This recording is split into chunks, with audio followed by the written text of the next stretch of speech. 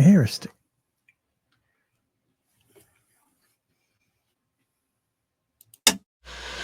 Excuse me. Can I quit this podcast?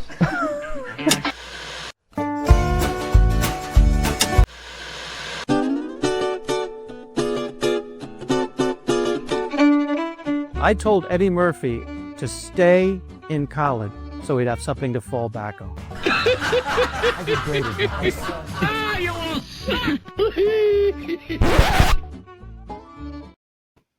Welcome to yet another episode of Stand Up Memories at our new home.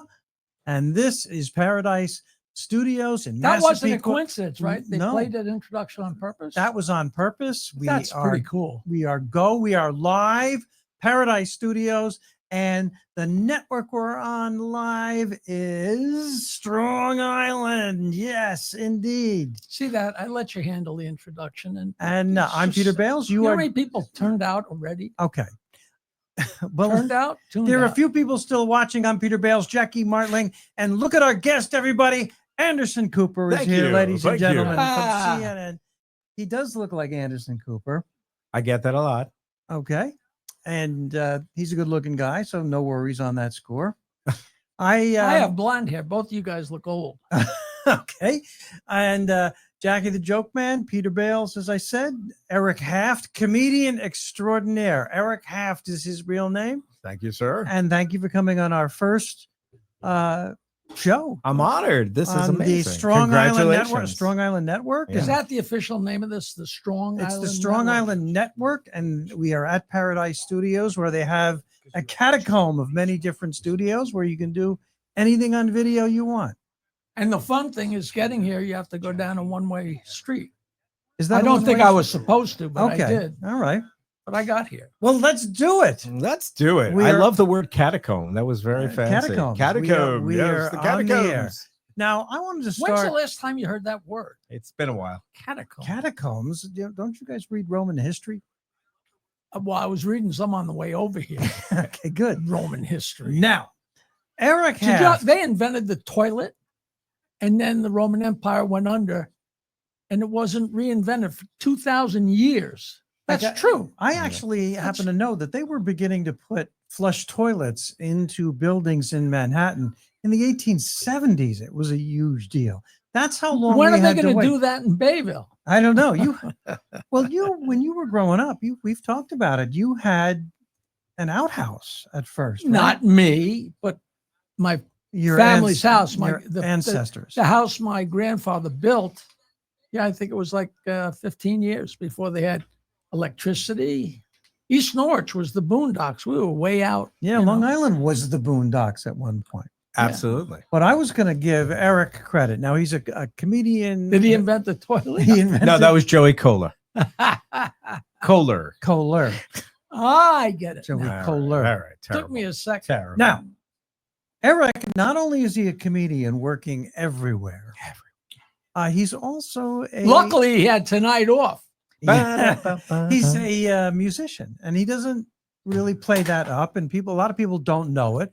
An accomplished musician who is an accomplished comedian. Now, you guys have in common because you don't get the credit you deserve Yes. for your music Wow, it and your guitar. went your away a guitar long player. time ago. Well, you did it, and it's on albums. Comedy and music are the same. I really think they're so similar. The They really are. timing. I stopped trying to be a professional musician when I realized that eventually I would like to eat. No, I seriously had that. It was like the end of my last band. And I said, if I ever want to get a house and a family or anything, I'm never going to do it making $40 a night at the Neptune pub. So I figured I'd try something really easy. I started doing my jokes on stage. Yeah. That was not logical, but that was the actual. Here's the do you thing. still Here's do the it to thing. make money? Well, not to make money. I get hired. I'm a freelance guy. So if people offer, I'm a whore. I basically Oh, work you for playing money. piano? No, I'm a drummer. I'm a drummer, a singer. I work at not a very lot of solo specific- work. No, but I went to school for music, graduated with a degree in jazz and all this great stuff. And then I just like always wanted. I love comedy. It was the greatest thing. But you incorporate your I do. vocals. I'm very curious. Into What comedy. must the final test look like for a drummer? You'd be surprised, man. It's hard. What college did you go to? University of Miami. And you majored in Coral Partying. Gables. Right. Well, technically it was called Studio Music and Jazz. okay. And then I started there, and then I wound up coming back to New York and finishing in New York. Because playing you with- knew that if you got a degree in choral music and jazz, the jobs Studio would music be- and jazz. studio music and jazz, the jobs would be just waiting for you when you got Oh my out gosh, yeah. with that degree. Well, you know, that and comedy, I think, are your two best professions. If you want to make a lot of money, you stick with that's son- really where it's My son Dylan right now is getting a master's degree at the New School in music composition. Yeah. And I told him to follow his dream. And his minor is in borrowing money from Peter. I've heard. He's got an A every semester. But You really went to university. When I was in college a while back, Yes. University of Miami and University of Wisconsin were the two biggest party schools They according were. to They Playboy. were. You know, It's really odd. A lot of famous people, like musicians, came out of Miami and are playing with some of the greatest. You know, you might not Pat Metheny and you know, a like great guitar player of all time. incredible. Yeah, you know. But you know, like I had a professor years ago used to say, there's a lot of competition here. There's no competition up here. And it's the same in comedy. When you whittle it down to how many really great comedians there are, it's not a lot. It really isn't. There But aren't. everybody else is scrounging for that. Yeah, middle they're Depends not. how ground. you define great. The money for comedians is when you can actually put fannies in the seats. Then you can get the door and you can make a lot of money on a Tuesday night. Absolutely. But if you're a good comedian, Fannies in the seats. fannies. did I have said asses with that? No, but that would it just you just Fannies in the so seats. gentle. When Peter He's- grew up, he's they would gentle and say wonderful, fannies yeah. back then. It was called a fanny. we had a track coach that used to yell. Me and another couple guys used to get in so much trouble with the guy, and he talked through his nose, and he used to accuse us of playing grab ass. And there's nothing funnier than trying to keep a straight face when this tall, skinny guy's going, Jesus Christ, Marlon and Doran, you two guys are playing grab ass. Goddamn, playing grab. That wasn't bad enough. You know how when you have an expression, eventually it morphs into other expressions that mean the same thing, Yes. right? And one day he's yelling at us, and I thought he was going to kill us. And Jesus Christ, you two are out there clutching fannies. Holy mackerel! I thought I was going to have a heart attack. The Fanny. fannies got me up, so I'm sorry. Well, no, I'm Jesus Christ, you Marty. never heard a teacher or a coach curse back in our day. No, Never. grab ass, even as gentle as that is, which you just It never was a heard. big deal. That I was a big deal. on the soccer team, Locust Valley High School, class of 73. And the coach got mad at me and called me a rubber. You Bales, you rubber. You know, I missed a shot. We were just I don't floored. even know what does that mean. A Like rubber. a Trojan, like A a. condom. Condom rubbers. You rubber. We used to be in it. You're a rubber. It's a That's mild. not even a rank out. Well, we were just floored by it. Joke about it to this day. Bales, I you think rubber. we might have to start calling Bales rubber.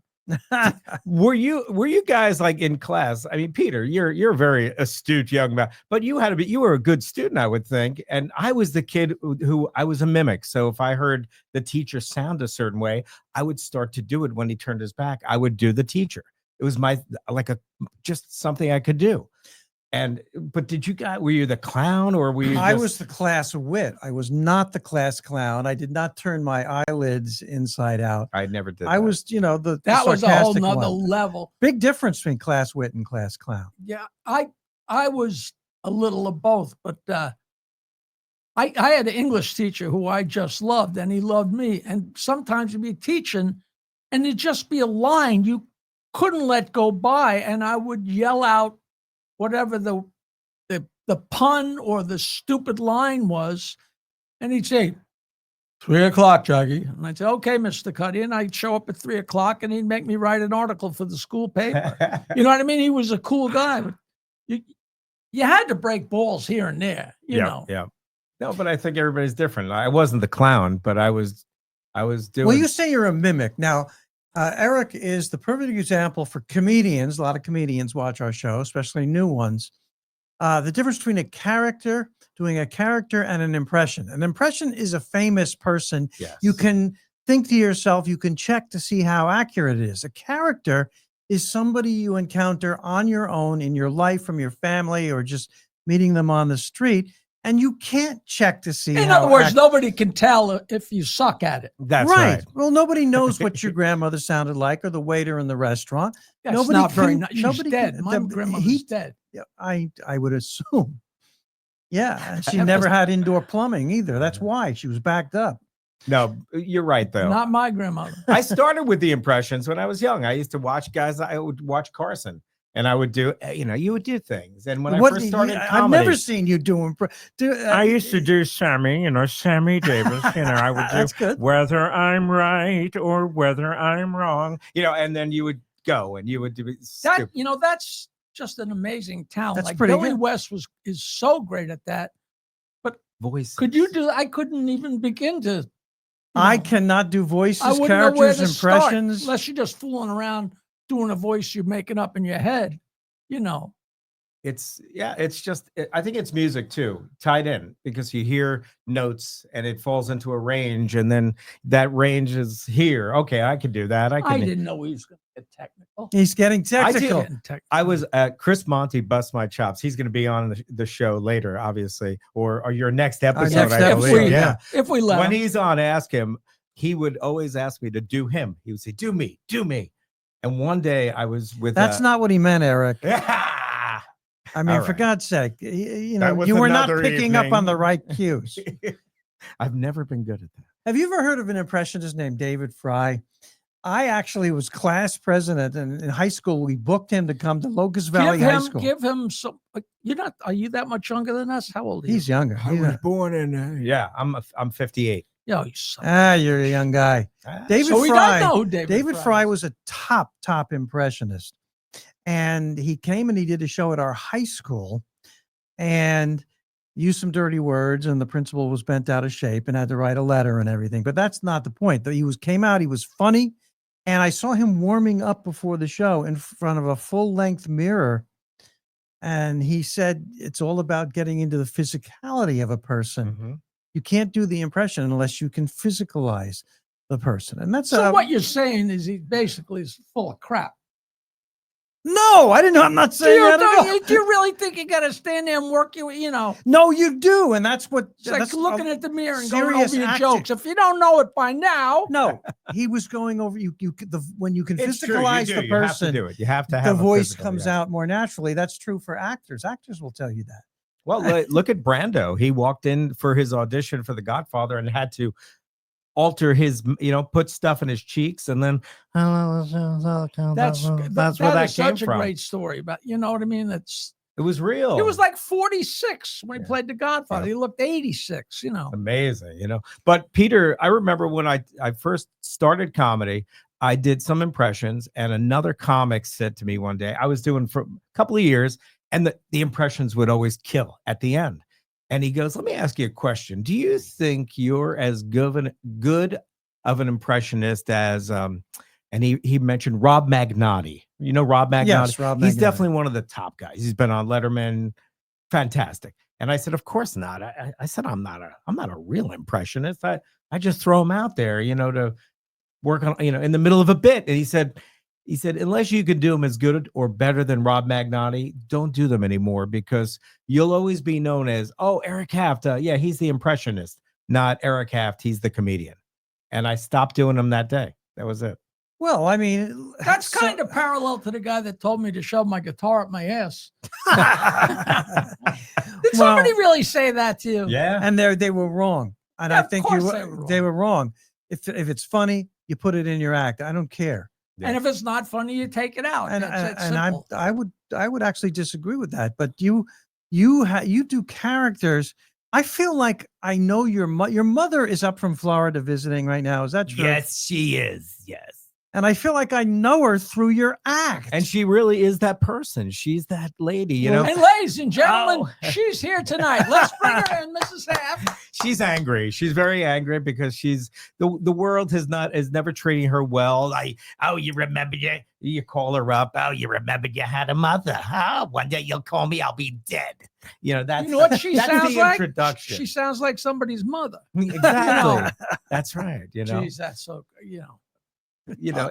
she's angry. You're not coming? I love those stories.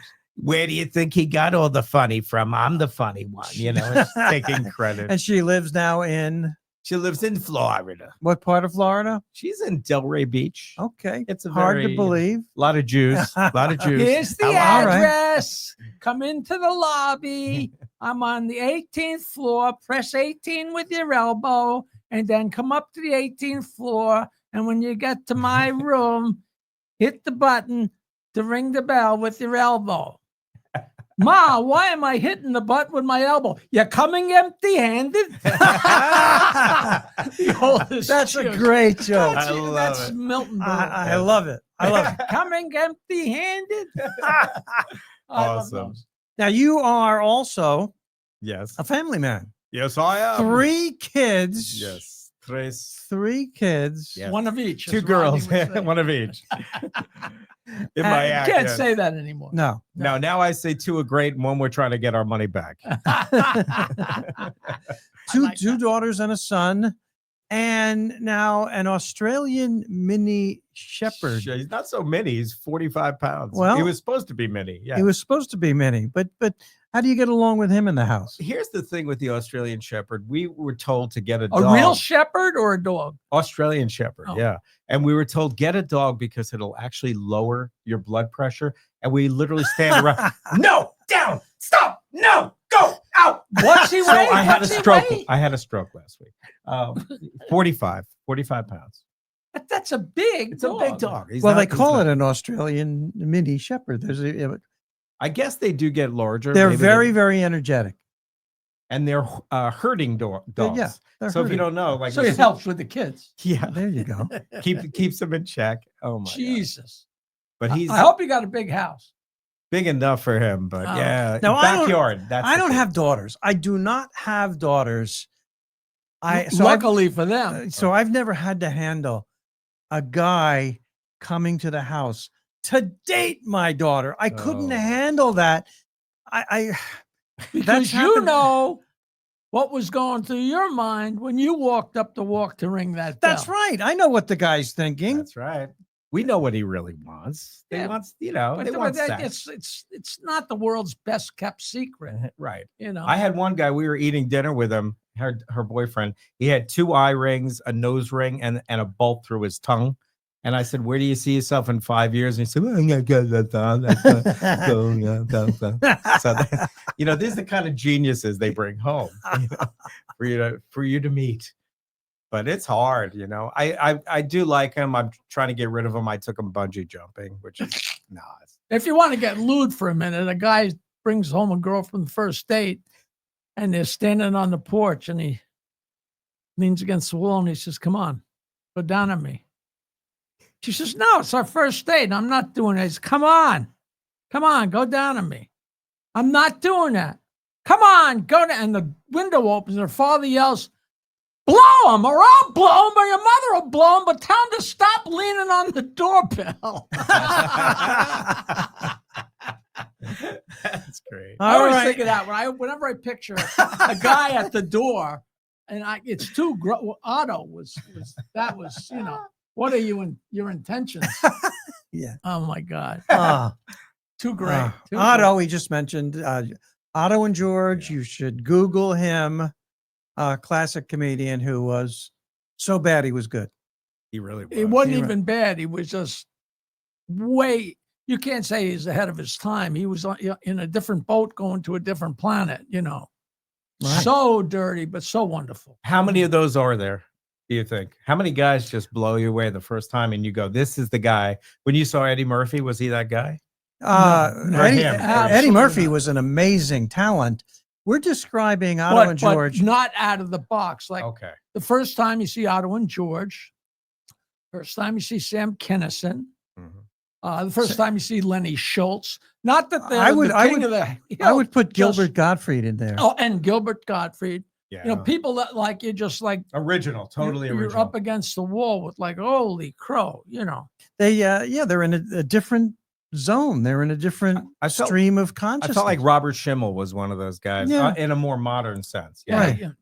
He Yeah, was just so different, so you- different. Somebody told me that Lenny Schultz, and you can Google him, Lenny Schultz, recently passed away. yes. Very sad. The Bionic Chicken was booked at a North Shore, Long Island country club for New Year's Eve, a bad booking, I might say.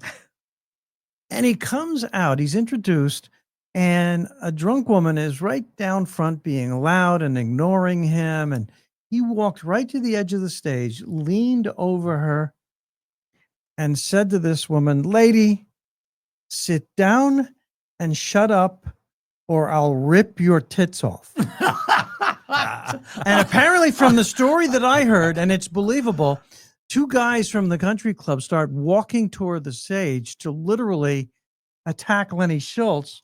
And he saw them coming. He turned around, walked off the stage, out the side door, into the parking lot, and went home and never did the show. You know, I love thing stories is, like Lenny that. was best. built like Superman. Hmm. He probably could have kicked the crap out of two country club guys, but he knew better. And he's But- famous for vomiting on stage at the original improvisation at 44th and 9th and being suspended for 2 weeks because, boy, they were strict there about vomiting on stage. Yeah. he was a high school gym teacher. He was. Wow. And he actually used to put on shows near his school and invite all the students. And he had a wacky little student that used to come on stage with him. And he just was from another. He really was from another planet. He was incredible. There are comedians who they don't do the traditional stand-up comedy. Sometimes, and in the case of Otto and George, they are so bad they're good. And that is, of course, the premise behind the producers and Springtime for Hitler and making that musical. The best. Yeah, and that's what you talk about. You talk about these guys. You'll never ever forget them. Yeah. I wouldn't say bad.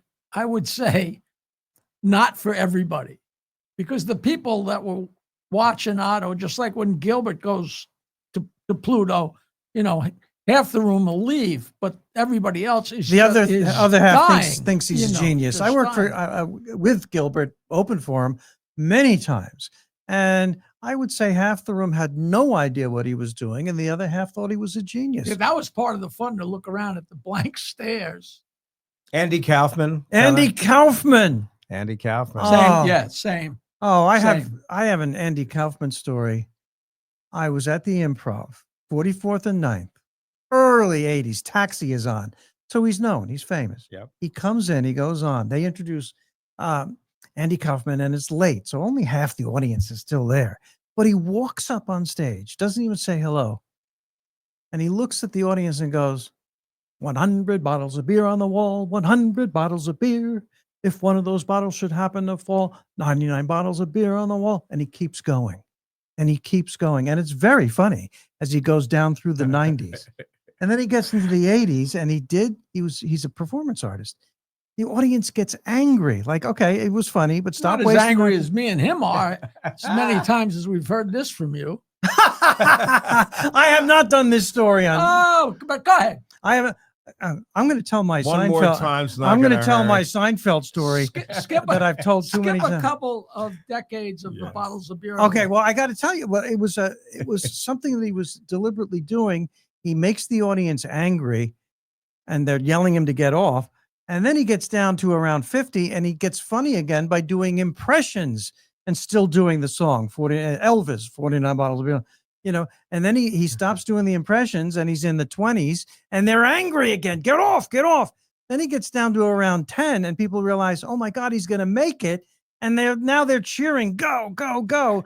And he ended it when he goes, 1 bottle of beer on the wall, 1 bottle of beer. And then he goes, you guys don't want me to finish this. And then he walked off, and the whole audience goes, oh my God. which is priceless. Which is priceless, and it's not even stand up. It's a Yeah, that's- performance artist. It's it's just somebody who's art. Yeah, just that's it's art. art. It is art. that's It is art. and it's not for everybody, but I'm not sure if you should mention the song 100 Bottles of Beer on the Wall and art in the same sentence. But it was, you know. I've been on a bus where we got all the way down to zero. it's Well, that's the kind of bus you were on. guys like because, you that are know, just they're so few and far between, and the commitment, that's the key, the commitment, to and go all the way. yeah, man, like in your bits, like when I used to do the waiter, that silly waiter, Yeah, and I'd be performing for 3 people in the room, and I'm doing a waiter doing specials. So what And- are the and they're like, specials? "You're gonna do the waiter Eric, for-" you're the waiter. What are the specials? Please tell me. Well, you know, it was these Italian restaurants. You know, everything was beautiful, beautiful, deep fried, sautéed, pan-seared, oven roasted, Cajun grilled, black and tarfish, macchiato, squid ink, linguine over a pasta. You know, everything was like beautiful, excellent, beautiful, very light and beautiful, excellent. Pepper and cheese, Have excellent. you got any food?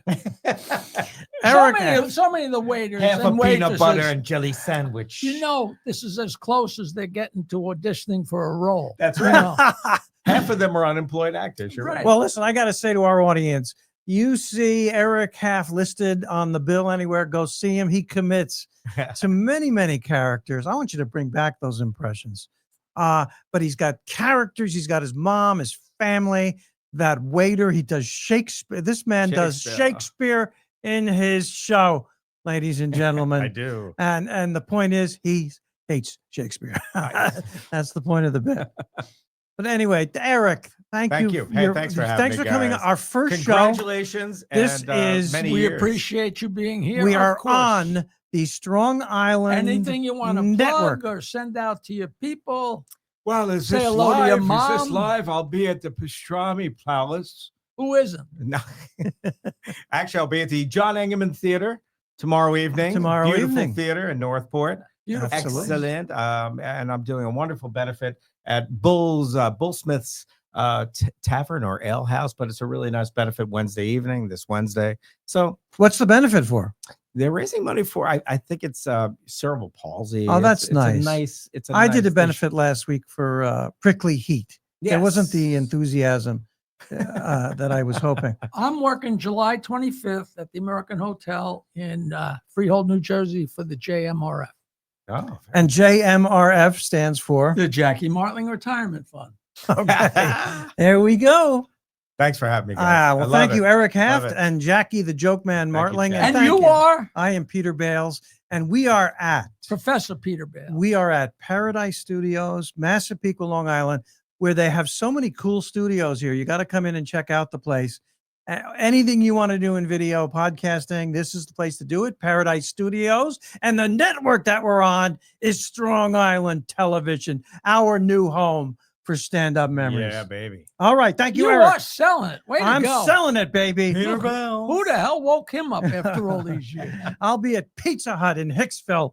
Yes. I don't have the big dates that you guys Right have to after play. this, we'll be at the Thank you for diner. watching Stand Up Memories. We're coming out every week thanks to Strong Oh, Island I Television. want Oh, wait. Okay. Amazon Prime. that was there is too a easy. murder mystery, an 8-part murder mystery called The Better Sister, and I am in it, and my house is in it.